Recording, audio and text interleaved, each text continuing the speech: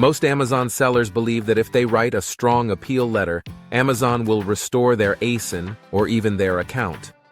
They believe the problem is wording, tone, structure, how politely they explain the situation. But here's the uncomfortable truth. In many cases, Amazon already makes a decision before anyone seriously reads your appeal letter. And that's exactly why sellers feel ignored, even when they think they did everything right. Today I want to explain why that happens, and what Amazon actually cares about, much more than your appeal text. Let's look at what most sellers usually do.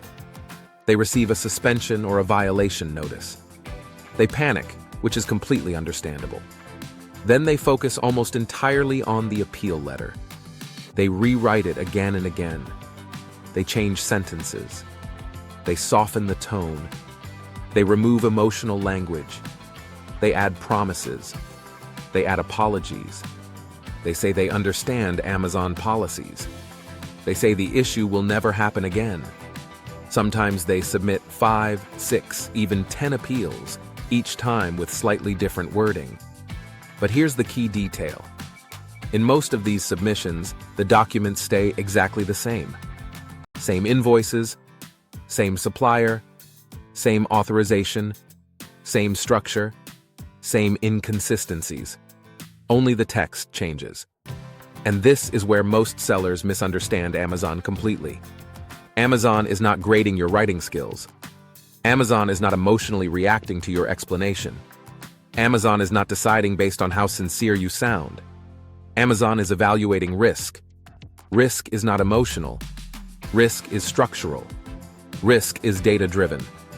If Amazon does not trust your supply chain, no appeal wording can fix that. You can write the most polite, the most professional, the most perfectly structured appeal letter, and it will still be rejected. Why? Because a strong explanation cannot compensate for weak or untrusted documentation. Amazon asks very different questions than most sellers expect.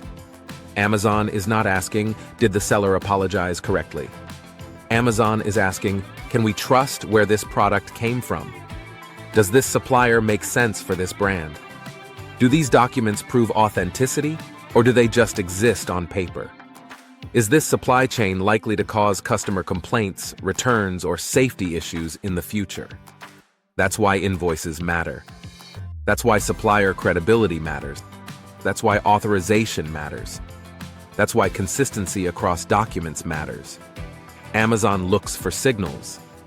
And once those signals point to risk, the appeal letter becomes secondary. In many cases, the appeal letter is not persuasion. It is confirmation.